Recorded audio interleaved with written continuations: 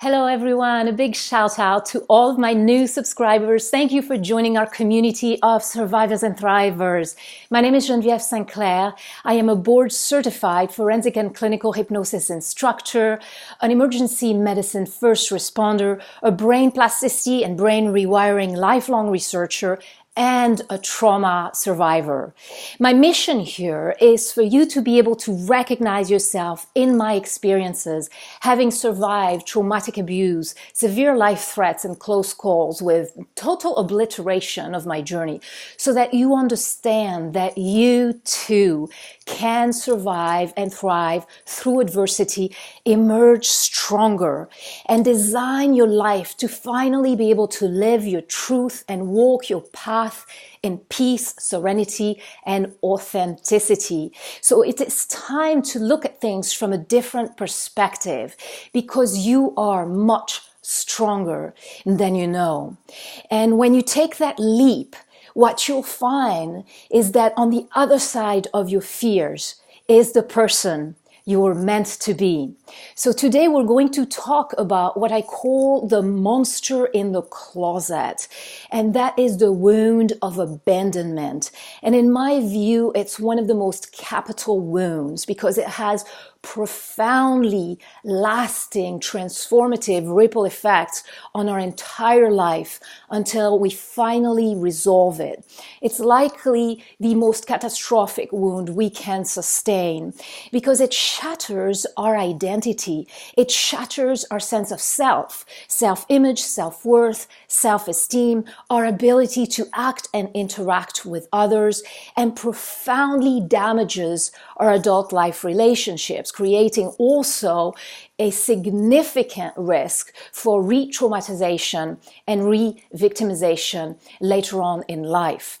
So we have to understand that the wound of abandonment doesn't have to be a literal physical abandonment. It can simply be an emotional abandonment, psychological, mental, having felt or been rejected by our caretakers. And that wound is enormous because as a young child, we are genetically programmed for survival of the species. We're genetically programmed to bond with our primary caretaker. Very often it is meant to be our mother. And if that bond is shattered, the child, the younger one within, becomes endangered of perishing. That's the basic of genetic programming. The offspring, the young one, is programmed to bond with the mother so that it can survive. And so when that bond is shattered, our life at that age is very much in peril, at risk. And therefore, as a young person, as a young child, when that bond is shattered, it creates a profoundly traumatizing fear and terror. And that will leave you in life with profound feelings of hopelessness, helplessness, despair.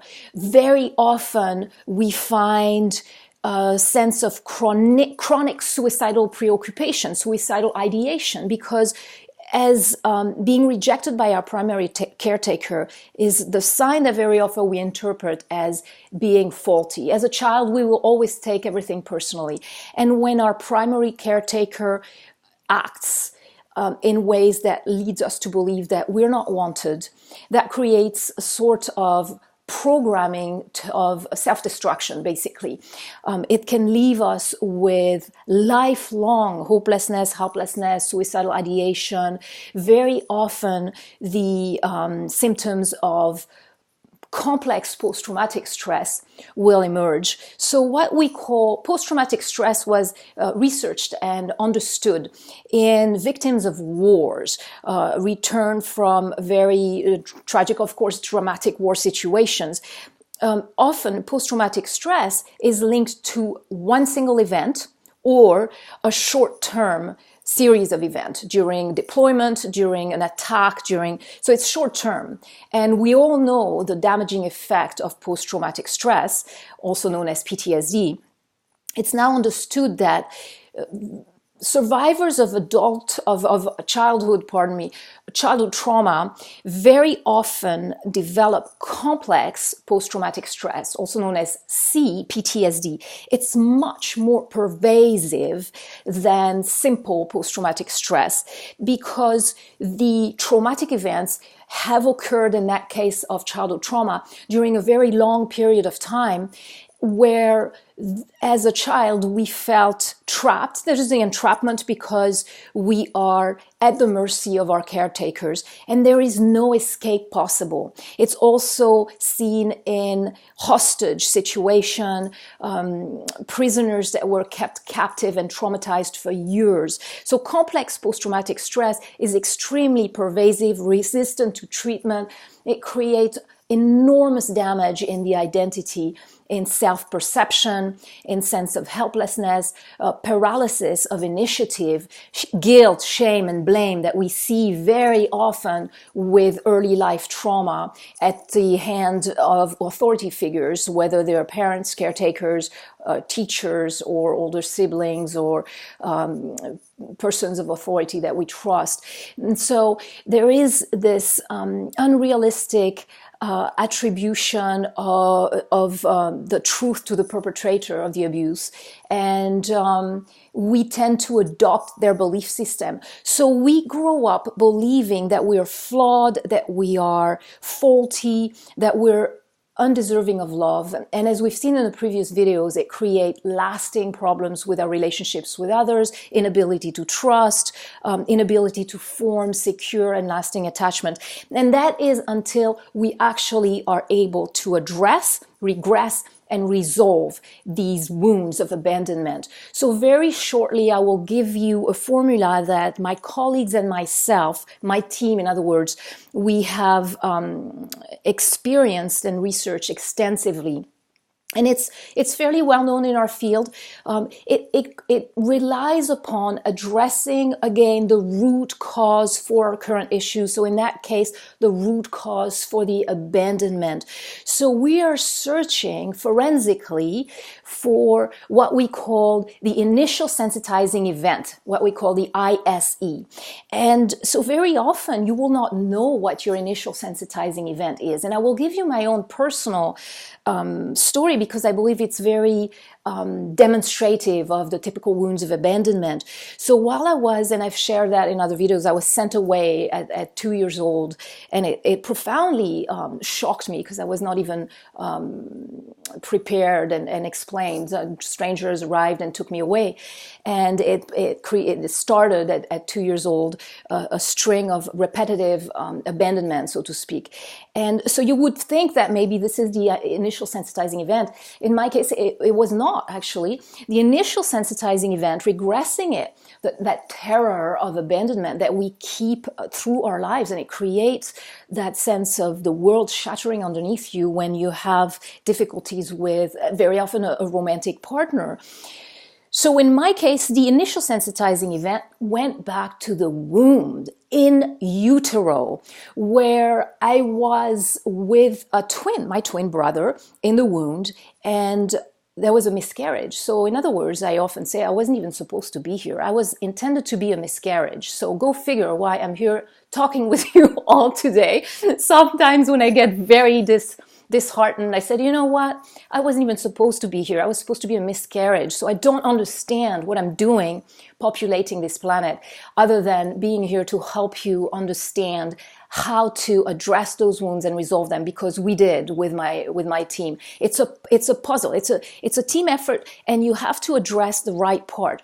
So regressing my terror of abandonment that plagued me for most of my journey until we were finally able to literally unhook it like an appliance. You unhook from the wall, and now it's no longer responsive. Hooray! For the rest of time, I feel stable, and I am able to walk away when a situation is not good for me without feeling the whole world collapsing underneath me. So that the terror of abandonment went back to the womb, where you're in liquid harmony with your twin, and in that sense you're in peace, silence, and serenity, floating there with another being with whom you are entirely bonded and connected.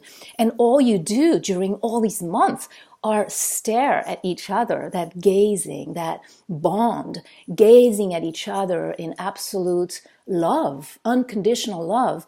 You're basically two halves of the same whole, and you have this beautiful harmony, and you're holding or watching one another floating there, and you're content basically in that peace. And when that miscarriage happened, I felt it my entire life. I was talking about the spiral of death that I felt anytime I had to walk away from a romantic partner.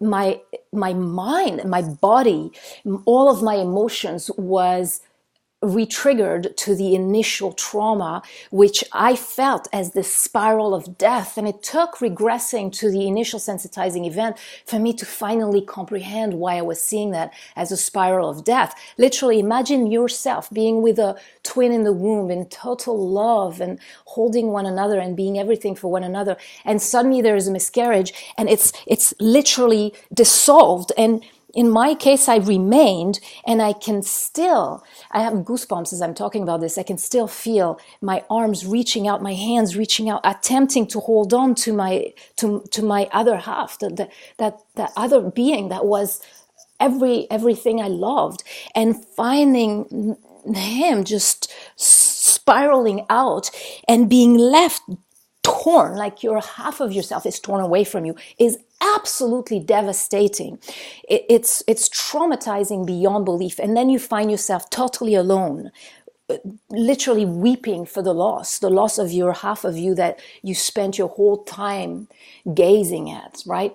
So that's deeply traumatizing. That was, in my case, the ISE. And that explains why for the rest of my journey, wherever and whenever I had to experience a separation from somebody who meant bonding and connection with me, I felt that the whole world was literally collapsing under my feet, and I collapsed in these unbearable panic attack, which forced me to stay with abusers. And that's when you have the abandonment trauma. You will stay in situations that are dangerous for your health because you will do anything to avoid that panic. And that's why it's so important to resolve it. Not only that, but when you resolve the abandonment trauma, when you find your ability to stand strong on your own ground and be with yourself, because we bring your adult self back in time. I often talk about no child left behind. So in my case, we bring the adult me, the survivor of today, back in time to rescue that little baby and take that baby in my arm. And we do the same with you. Take that baby and hold that baby and say, look, you're not alone. I'm here now. And you become the parent. You become the force. You become the nurturing. You become the love that little one needed. And you don't leave that little one there. You bring that little one back with you into your life of today where he or she is finally seen and finally heard, finally appreciated, finally adored, finally protected in a way that they deserve to be, right? So that's the ISE, initial sensitizing event. And then in my case, there were what we called secondary sensitizing events, or SSEs, where you continuously become re-traumatized, because in my case, I was sent away multiple times, left in an orphanage once, and also constantly threatened to be left in an orphanage to spend the rest of my childhood until I turned 18. That was the constant threat through the course of my childhood. So I was terrified through the course of my childhood to constantly be re-abandoned. And so these are all the SSEs. So ideally, when you work with one of us, trained and specialized in regressing, forensically regressing to cause, rescuing the younger ones, we want to address the ISE, the initial sensitizing event, and then we want to address the SSEs as well, the secondary sensitizing events. But the ISE is the most important. The SSEs, we don't have to address all of them, because once the first one, the initial one, is properly restored and resolved, resolved, then the other ones will no longer be triggerable, so to speak. I don't know if that's even a word. Once again, pardon my French. And so you also have what we call the symptom producing event. That's the SPE. And that's the breakup of today, for instance, whatever creates the symptoms of today. Sometimes we cope so well because we stay strong and we're on a desperate mission to survive. And then something happened in adult life where everything breaks loose. That's the symptom producing event, also known as SPE. And it is not what actually causes your collapse. It simply re-triggers you to emotional flashbacks earlier on in life where the trauma, the fracture initially happens. I often compare that to the San Andreas Fault underneath the California, the West Coast, where the seismic plates of the earth are fractured and separated. So if you have movement of the tectonic plates at other areas of the world where there is no fracture, there is no fragility, no vulnerability. Like in my country, in Monaco, when we have a little shake, it'll move a little bit, but nothing catastrophic happens because the earth blends and adjusts and bends and flexes and adjusts accordingly, so there's not too much damage. But when those movements happen at area where there is a vulnerability and a fracture, that's where you see these devastating earthquakes and everything collapses in together. I see that so relevant to early life wounds. If something hits you at an area where you haven't been traumatized or fractured before, even if it's an insult or something negative, you'll brush it off. You shrug your shoulder and you think, wow, that person is having a bad day. I'm glad I'm not them. But if it hits you at an area of vulnerability, an area where you have a deep wound, that's when everything collapses. So the symptom producing event, if it has catastrophic effects on you, on your safety, on your stability, it means that it is recreating a trauma that you have experienced early on in life. And that's what we specialize with forensic regression to cause in hypnotherapy and hypnosis, consulting hypnosis, clinical hypnotherapy, where basically, if it's a symptom of medical nature, we're going to be coordinating with your medical team, your mental health providers, and your physicians, of course, because we never step in front of the medical team. We simply assist. But we're going to want to bring you back in time to the initial sensitizing event and the secondary sensitizing events as well, to restore your sense of self. So we're rebuilding your identity, we're rebuilding your self-worth, self-esteem, self-love, and we're bringing your adult self as the rescuer, as the person that child needed when you were young and shaken and fragilized, so that you can finally rescue that child, repair the emotional fractures, and rebuild your life. And that is why the wound of abandonment is so critical to address, because until you have positively addressed it, you will remain vulnerable and you will remain especially easy to target by abusers, by narcissistic personality disorder individuals, manipulative, exploitative individuals. So the wound of abandonment, I call it the monster in the closet. I spent most of my life profoundly debilitated by that wound.